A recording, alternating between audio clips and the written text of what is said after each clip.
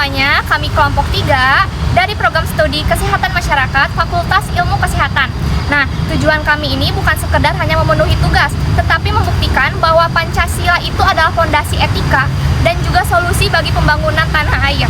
Indonesia telah bertekad mewujudkan keadilan sosial melalui program Jaminan Kesehatan Nasional atau yang biasa dikenal sebagai JKN. Ini adalah tonggak sejarah yang seharusnya menjamin setiap warga negara memiliki hak yang sama untuk sehat. Namun, fakta di lapangan menunjukkan ironi. Di satu sisi, program ini sukses mencakup mayoritas penduduk. Di sisi lain, kita melihat kesenjangan akses yang memilukan. Nah, tantangannya itu bukan hanya soal kartu, tapi soal kualitas dan juga pemerataan fasilitas. Mengapa pasien JKN harus menunggu lebih lama? Nah, mengapa dokter spesialis juga harus menumpuk di kota? Nah, kesenjangan ini kan menunjukkan ya bahwa ilmu dan kebijakan kesehatan itu tuh belum sepenuhnya berlandaskan nilai-nilai dasar Pancasila. Sila pertama yaitu ketuhanan yang Maha Esa. Pancasila mengajarkan bahwa ilmu, termasuk ilmu kesehatan, tidak boleh lepas dari moralitas. Sila pertama mewajibkan kita untuk melihat profesi kesehatan sebagai panggilan suci atau pengabdian. Ketika seorang profesional memberikan pelayanan yang diskriminatif, mengutamakan pasien umum daripada pasien JKN, atau bahkan melakukan malpraktik karena imbalan, ia telah melanggar etika. Nilai ketuhanan menuntut pelayanan tulus yang menjunjung tinggi martabat setiap nyawa, tanpa memandang status ekonomi atau sosial. Kebijakan kesehatan harus selaras dengan nilai-nilai kemanusiaan dan spiritual. Sila kedua, kemanusiaan yang adil dan beradab. Inti dari sila kedua adalah pengakuan bahwa semua manusia setara dan berhak diperlakukan secara adil. Dalam konteks kesehatan, diskriminasi pelayanan seperti perbedaan kualitas obat, kamar rawat, atau lamanya antrian berdasarkan kepesertaan BPJS adalah pelanggaran langsung terhadap sila kemanusiaan. Pelayanan kesehatan yang adil dan beradab berarti menjamin hak asasi manusia untuk mendapatkan perawatan terbaik karena sakit tidak mengenal kelas sosial. Martabat seorang pasien harus diletakkan di atas kepentingan finansial atau birokrasi. Sila ketiga, Persatuan Indonesia. Pengembangan kesehatan yang baik harus memperkuat persatuan Indonesia. Namun, sentralisasi fasilitas kesehatan di mana alat canggih dan dokter spesialis hanya menumpuk di kota besar, menciptakan ketidakadilan regional. Warga di daerah terdepan, terluar, dan tertinggal atau 3T merasa diabaikan, yang secara perlahan dapat merusak ikatan persatuan bangsa. Solusi Pancasila adalah pemerataan. Pemerintah harus mengalahkan program pemerataan tenaga kesehatan, misalnya program Nusantara Sehat, dan memperkuat fasilitas kesehatan primer di seluruh pelosok negeri agar tidak ada lagi warga yang merasa menjadi warga kelas 2. Sila keempat, kerakyatan yang dipimpin oleh hikmat kebijaksanaan dalam permusyawaratan perwakilan, transparansi, dan partisipasi politik.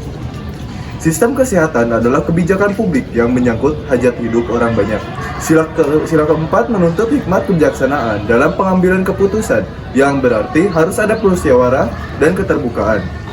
Kebijakan BPJS seperti penentuan iuran atau sistem rujukan harus melibatkan partisipasi aktif dari perwakilan masyarakat, pakar, dan organisasi profesi. Transparansi anggaran dan akuntabilitas adalah kunci untuk menghindari kebijakan yang top-down dan hanya menguntungkan segelintir pihak, sehingga keputusan yang diambil benar-benar mencerminkan kepentingan rakyat.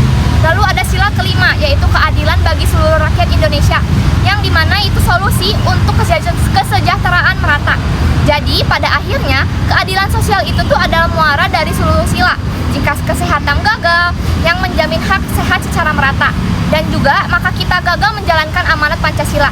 Nah, solusi yang harus didorong adalah penguatan subsidi silang yang efektif. Dana BPJS harus dialokasikan secara adil untuk meningkatkan mutu layanan bagi kelompok PBI atau penerima bantuan iuran. Nah, dan untuk membangun fasilitas yang memadai di daerah yang masih tertinggal. Jadi ilmu kesehatan ini tuh harus ditujukan untuk menghilangkan ketidakadilan, bukan untuk menambah kekayaan segelintir pemilik modal di sektor kesehatan. Saudara-saudara sekalian, kesenjangan akses kesehatan adalah tantangan nyata bagi keadilan sosial kita.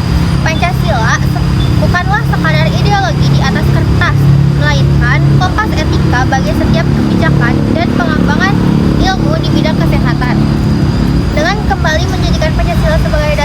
nilai kita dapat membangun sistem kesehatan yang bermoral, adil, merata, partisipatif, dan sejahtera bagi seluruh rakyat Indonesia.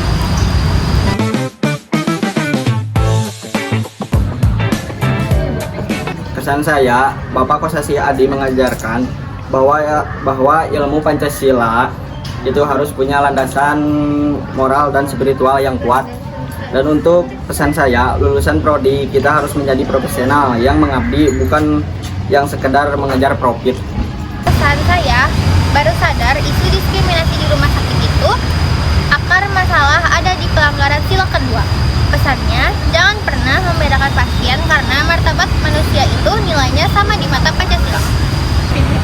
Pesan saya, melihat materi kesenjangan regional, saya jadi bangga sebagai bagian dari Indonesia yang wajib menjaga persatuan. Dan pesan saya, nakes tidak boleh takut ditempatkan di daerah 3T. Itu panggilan untuk menatakan keadilan. Kesan saya, materi tentang musyawarah dan kebijaksanaan sangat relevan untuk mengkritisi kebijakan pemerintah saat ini. Pesan saya, kita harus berani bersuara dan menuntut transparansi dalam setiap kebijakan kesehatan yang ada. Kesan saya, Pancasila itu bukan hanya sejarah di buku, tapi dasar etika yang harus diterapkan di dunia kesehatan. Nah, jadi mari kita jadikan keadilan sosial ini tuh sebagai kompas setiap keputusan, dari hal kecil sampai kebijakan besar.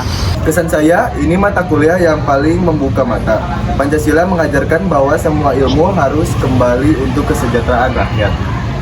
Lalu, pesan dari saya, terima kasih atas ilmunya. Mari kita terapkan nilai-nilai ini setiap hari, dimanapun kita berada.